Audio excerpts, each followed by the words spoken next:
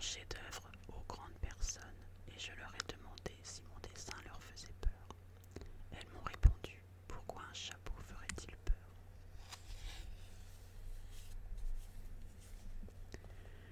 Mon dessin ne représentait pas un chapeau, il représentait un serpent boa qui digérait un éléphant.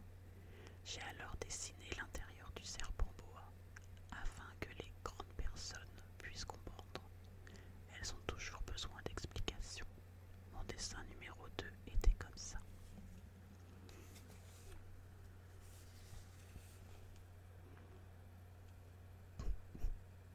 Voilà. Hop, la caméra fait le. Les grandes personnes m'ont conseillé de laisser de côté les dessins de serpents boa ouverts ou fermés et de m'intéresser plutôt à la géographie, à l'histoire, au calcul et à la grammaire. C'est ainsi que j'ai abandonné, à l'âge de 6 ans, une magnifique carrière de peintre. J'avais été découragé par l'insuccès de mon dessin numéro 1 et de mon dessin numéro 2. Les grandes personnes ne comprennent jamais rien toutes seules et c'est fatigant pour les enfants de toujours et toujours leur donner des explications. J'ai donc dû choisir un autre métier et j'ai appris à piloter des avions. J'ai volé un peu partout dans le monde et la géographie, c'est exact, m'a beaucoup servi. Je savais reconnaître du premier coup d'œil la Chine de l'Arizona. C'est très utile si l'on s'est égaré pendant la nuit. J'ai ainsi eu, au cours de ma vie, des tas de contacts avec des tas de gens sérieux. J'ai beaucoup vécu chez les grandes personnes. Je les ai vus de très près. Ça n'a pas trop amélioré mon opinion. Quand je rencontrais une qui me paraissait un peu lucide, je faisais l'expérience sur elle de mon dessin numéro 1 que j'ai toujours conservé. Je voulais savoir si elle était vraiment compréhensive. Mais toujours elle me répondait: c'est un chapeau. Alors je ne lui parlais ni de serpent boa, ni de forêt vierge, ni d'étoiles. Je me mettais à sa portée. Je lui parlais de bridge, de golf, de politique et de cravate. Et la grande personne était bien contente de connaître un homme aussi raisonnable. Chapitre 2. J'ai ainsi vécu seul, sans personne avec qui parler véritablement, jusqu'à une panne dans le désert du Sahara, il y a 6 ans. Quelque chose s'était cassé dans mon moteur, et comme je n'avais avec moi ni mécanicien, ni passager, je me préparais à essayer de réussir tout seul une réparation difficile. C'était pour moi une question de vie ou de mort. J'avais à peine de l'eau à boire pour 8 jours. Le premier soir, je me suis donc endormi sur le sable à 1000 miles de toute terre habitée. J'étais bien plus isolé qu'un naufragé sur un radeau au milieu de l'océan. Alors vous imaginez ma surprise au lever du jour quand une drôle de petite voix m'a réveillé. Elle disait: s'il vous plaît, dessine-moi un mouton. Hein? Dessine-moi un mouton. J'ai sauté sur mes pieds comme si j'avais été frappé par la foudre. J'ai bien frotté mes yeux. J'ai bien regardé et j'ai vu un petit bonhomme tout à fait extraordinaire qui me considérait gravement. Voilà le meilleur portrait que plus tard j'ai réussi à faire de lui.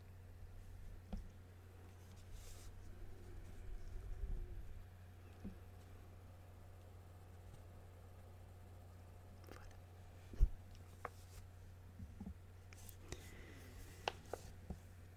Mais mon dessin, bien sûr, est beaucoup moins ravissant que le modèle. Ce n'est pas ma faute. J'avais été découragé dans ma carrière de peintre par les grandes personnes à l'âge de 6 ans. Et je n'avais rien appris à dessiner, sauf les bois fermés et les bois ouverts. Je regardais donc cette apparition avec des yeux tout ronds d'étonnement. N'oubliez pas que je me trouvais à 1000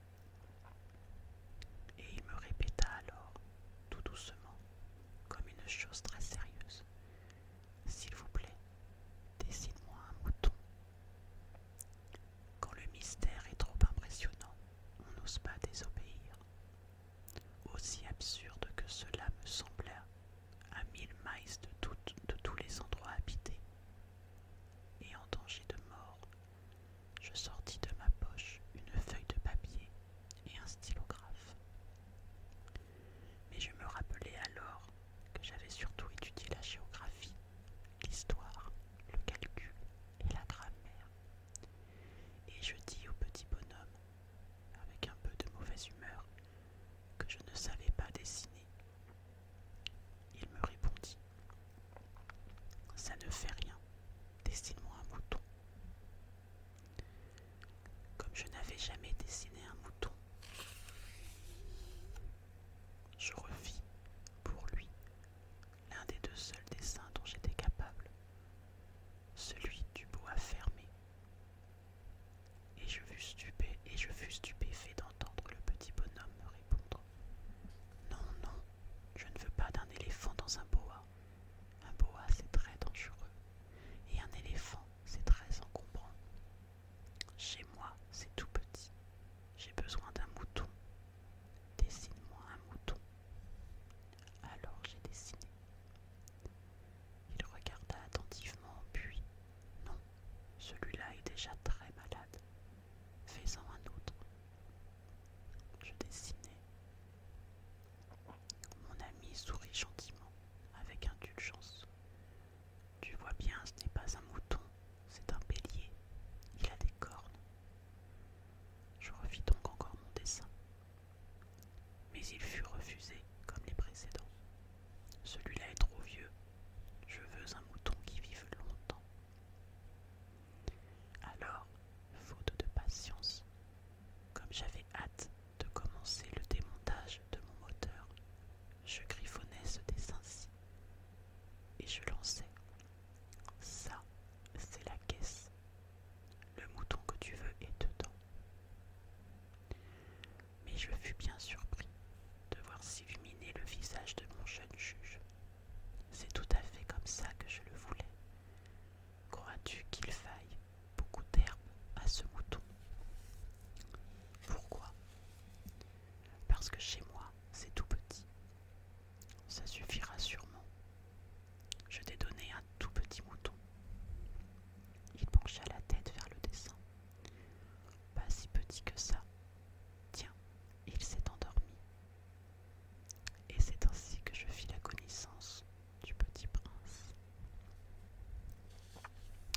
Chapitre 3. Il me fallut longtemps pour comprendre d'où il venait. Le petit prince, qui me posait beaucoup de questions, ne semblait jamais entendre les miennes. Ce sont des mots prononcés par hasard qui, peu à peu, m'ont tout révélé. Ainsi, quand il aperçut pour la première fois mon avion, je ne dessinerai pas mon avion, c'est un dessin beaucoup trop compliqué pour moi. Il me demanda: Qu'est-ce que c'est que cette chose-là? Ce n'est pas une chose, ça vole. C'est un avion. C'est mon avion. Et j'étais fière de lui apprendre que je volais. Alors il s'écria: Comment? Tu es tombé du ciel? Oui, fis-je modestement.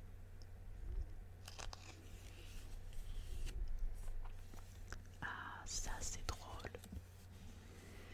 Et le petit prince eut un très joli éclat de rire qui m'irrita beaucoup. Je désire que l'on prenne mes malheurs au sérieux.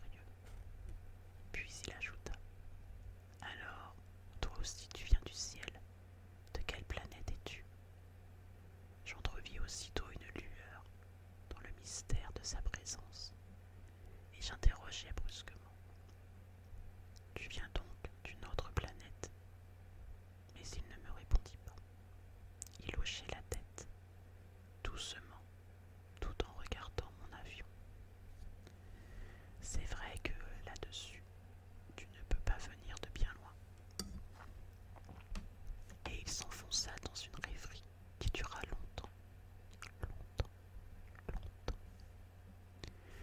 Puis, sortant mon mouton de sa poche, il se plongea dans la contemplation de son trésor. Vous imaginez combien j'avais pu être intrigué par cette demi-confidence sur les autres planètes. Je m'efforçais donc d'en savoir plus long. D'où viens-tu, mon petit bonhomme? Où est-ce chez toi?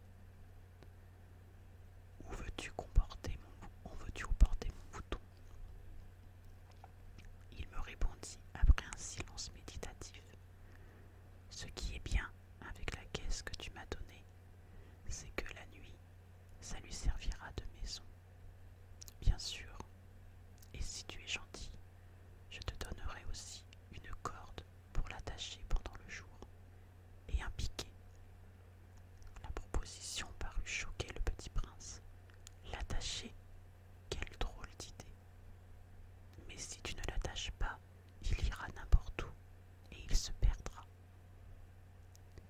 Et mon ami eut un nouvel éclat de rire.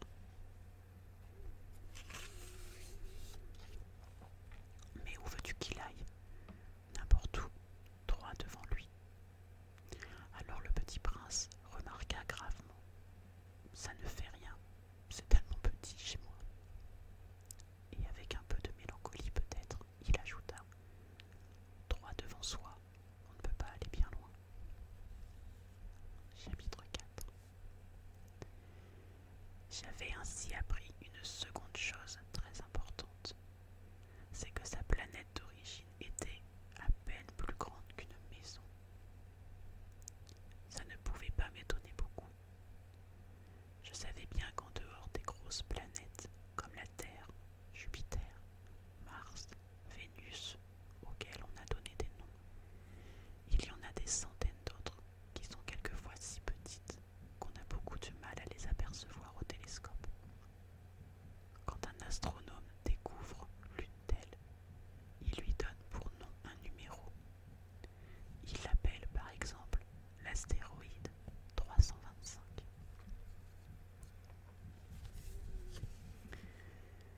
J'ai de sérieuses raisons de croire que la planète d'où venait le petit prince est l'astéroïde B612. Cet astéroïde n'a été aperçu qu'une fois au télescope en 1909 par un astronome turc. Il avait fait alors une grande démonstration de sa découverte à un congrès international d'astronomie. Mais personne ne l'avait cru à cause de son costume. Les grandes personnes sont comme ça. Heureusement, pour la réputation de l'astéroïde B612, un dictateur turc imposa à son peuple, sous peine de mort, de s'habiller à l'européenne. L'astronome refit sa démonstration en 1920 dans un habit très élégant. Et cette fois-ci, tout le monde fut de son avis. Si je vous ai raconté ces détails sur l'astéroïde B612, et si je vous ai confié son numéro, c'est à cause des grandes personnes. Les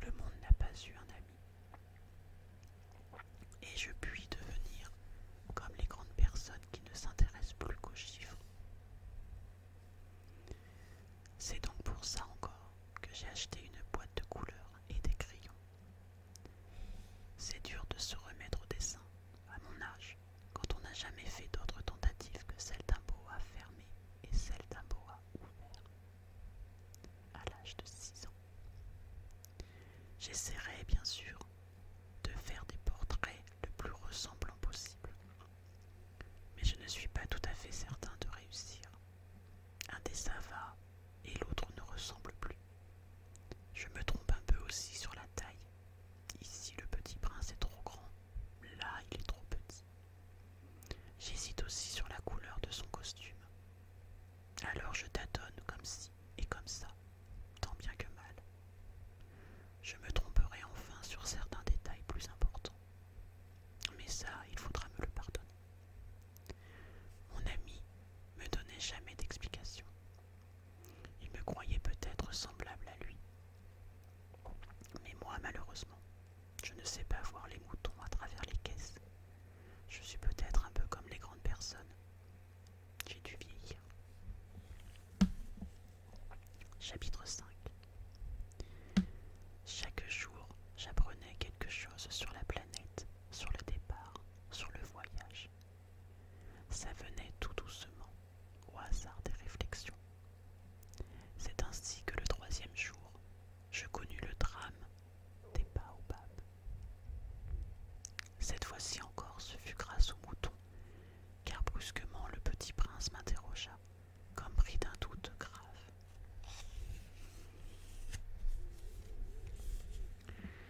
C'est bien vrai, n'est-ce pas, que les moutons mangent les arbustes? Oui, c'est vrai. Ah, je suis content. Je ne compris pas pourquoi il était si important que les moutons mangent les arbustes. Mais le petit prince ajouta: par conséquent, ils mangent aussi les baobabs. Je fis remarquer au petit prince que les baobabs ne sont pas des arbustes, mais des arbres grands, comme des églises, et que si même il emportait avec lui tout un troupeau d'éléphants, ce troupeau ne viendrait pas à bout d'un seul baobab. L'idée du troupeau d'éléphants fit rire le petit prince. Il faudrait les mettre les uns sur les autres. Mais il remarqua avec sagesse: les baobabs, avant de grandir, ça commence par être petit. C'est exact, mais pourquoi veux-tu que tes moutons mangent les petits baobabs? Il me répondit: ben voyons, comme s'il s'agissait là d'une évidence. Et il me fallut un grand effort d'intelligence pour comprendre à moi seul ce problème. Et en effet, sur la planète du Petit Prince, il y avait, comme sur toutes les planètes, de bonnes herbes et de mauvaises herbes.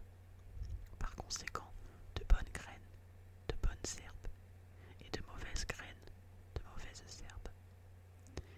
Mais les graines sont invisibles. Elles dorment dans le secret de la terre jusqu'à ce qu'il prenne fantaisie à l'une d'elles de se réveiller. Alors elles s'éteignent.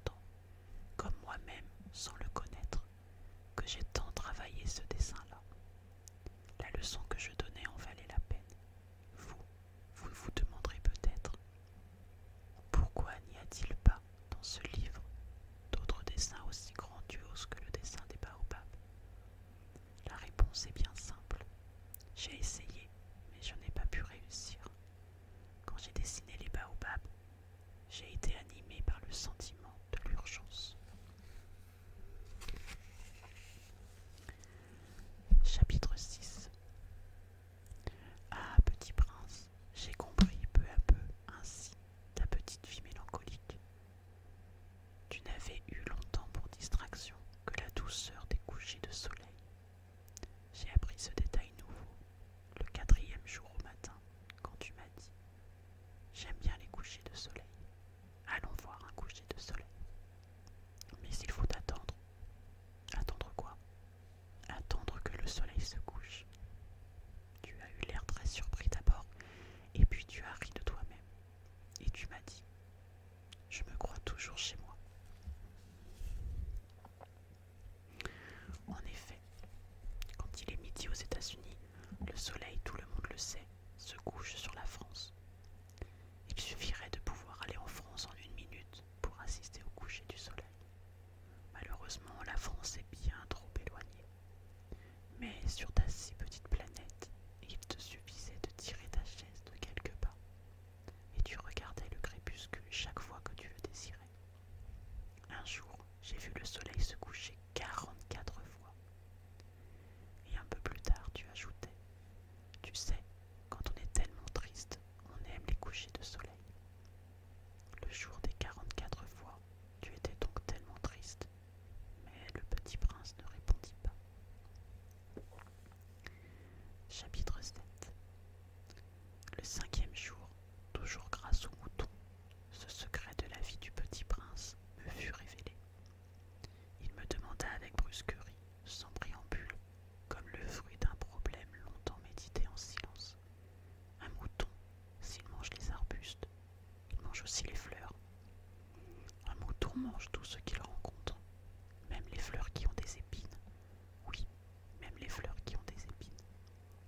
Alors les épines, à quoi servent-elles? Je ne le savais pas.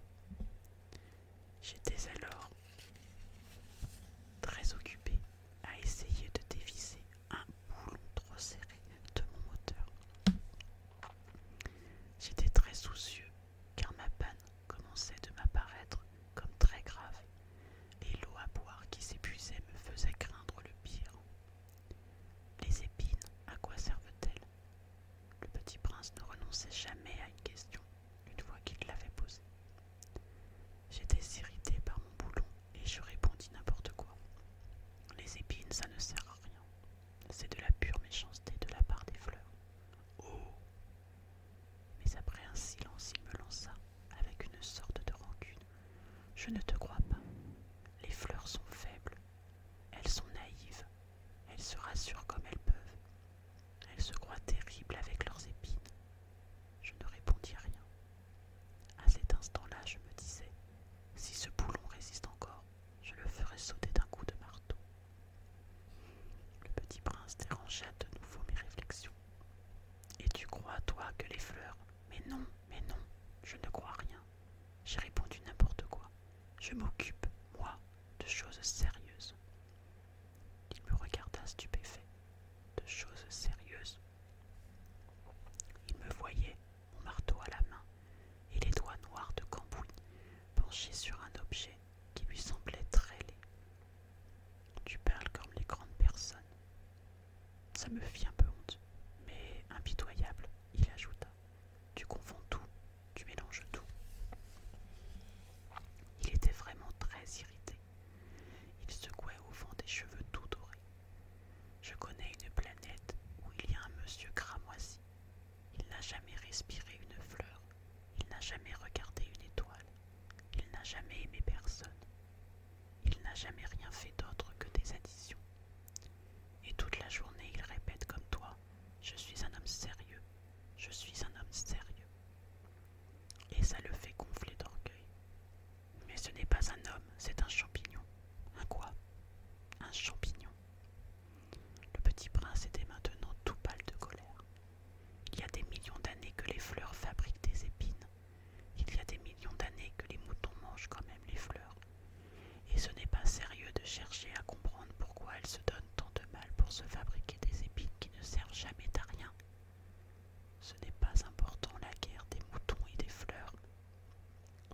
plus sérieux et plus important que les additions d'un gros monsieur rouge.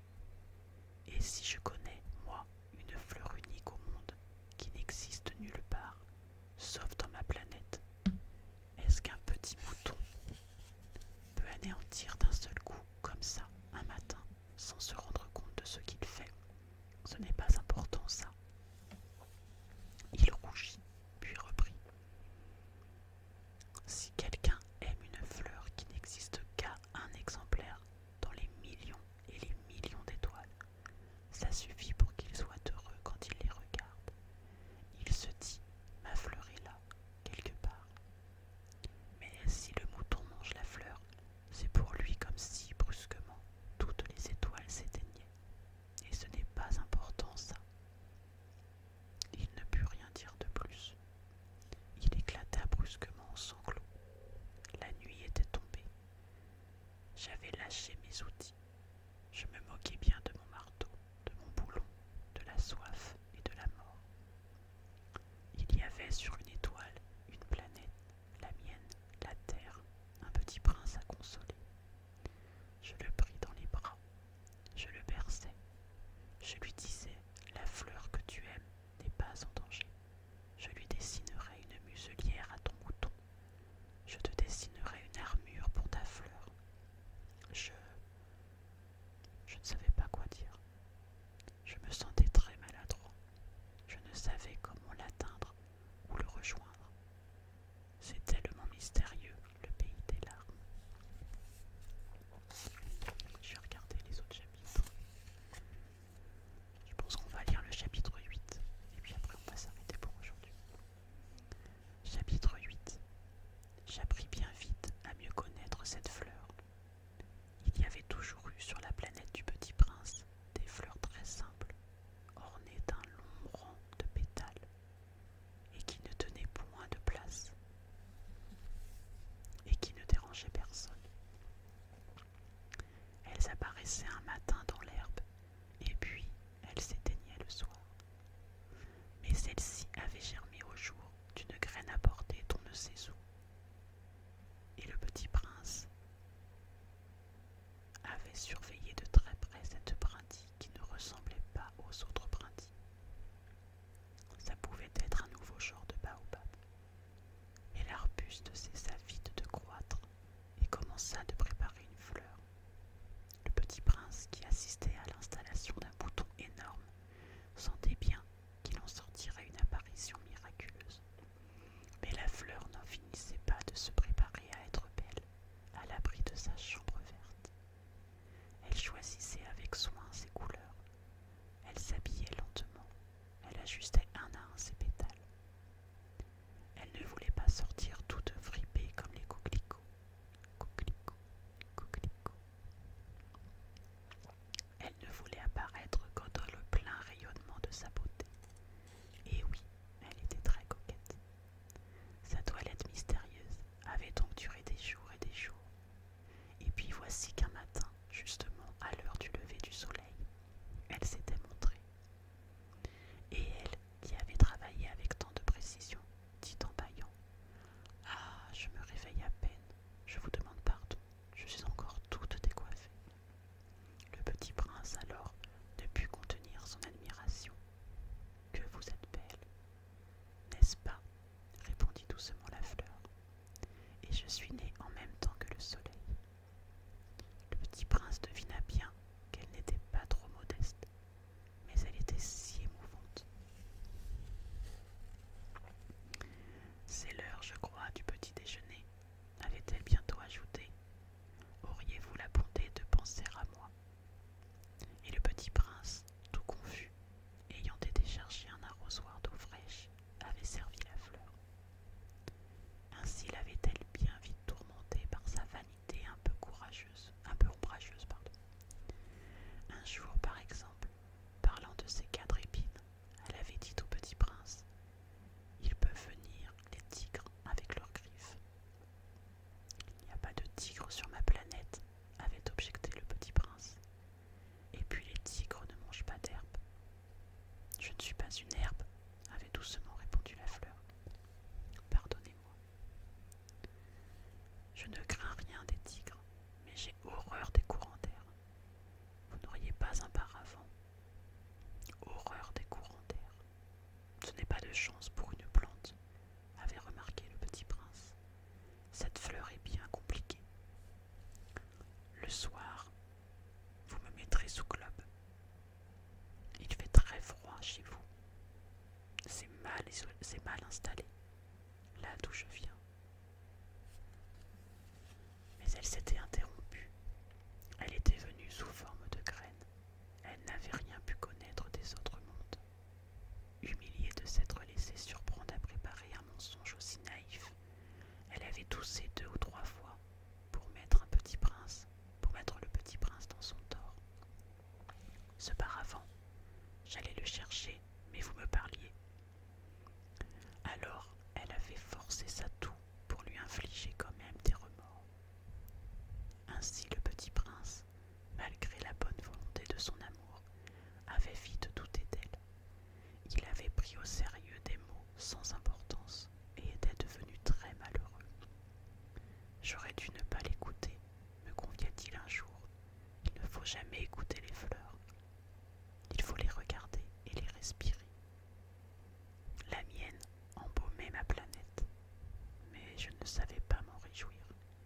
Cette histoire de griffes, qui m'avait tellement agacé, eût dû m'attendrir. Il me confia encore. Je n'ai alors rien su comprendre. J'aurais dû la juger sur les actes et non sur les mots. Elle m'embaumait et m'éclairait. Je n'aurais jamais dû m'enfuir. J'aurais dû deviner sa tendresse derrière ses pauvres ruses. Les fleurs sont si contradictoires, mais j'étais trop jeune pour savoir l'aimer.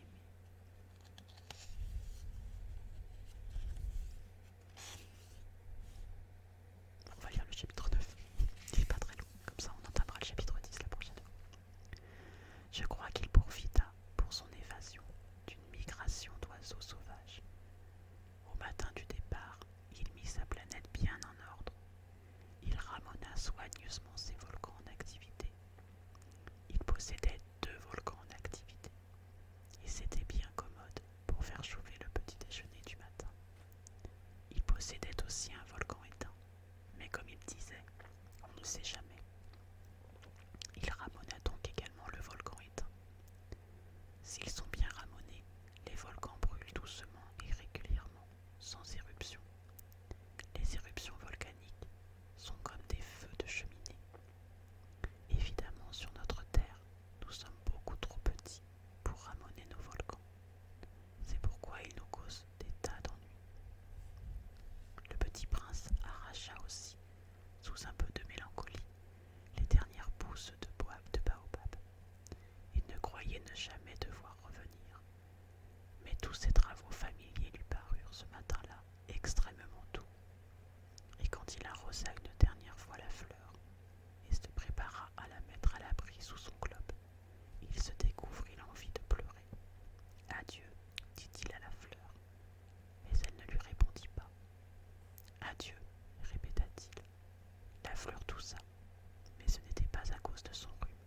« J'ai été sotte, lui dit-elle enfin. Je te demande pardon. Tâche d'être heureux. » Il fut surpris par l'absence de reproche. Il restait là, tout déconcerté, le globe en l'air. Il ne comprenait pas cette douceur calme.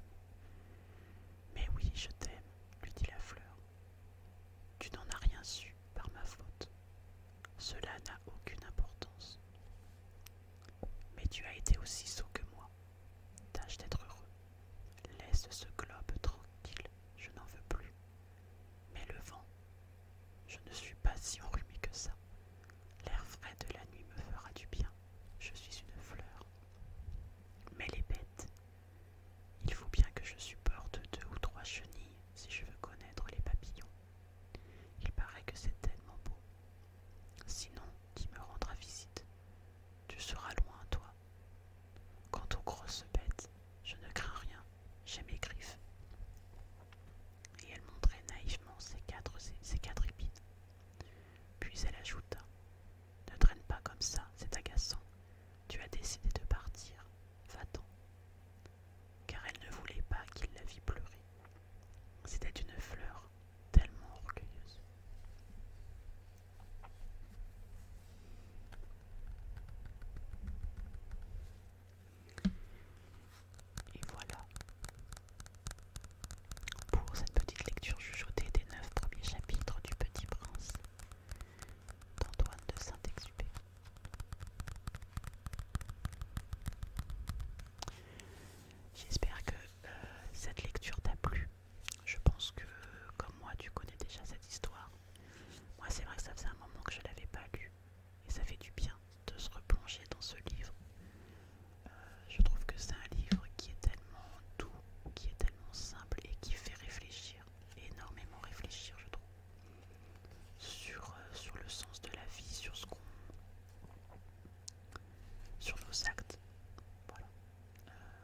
un livre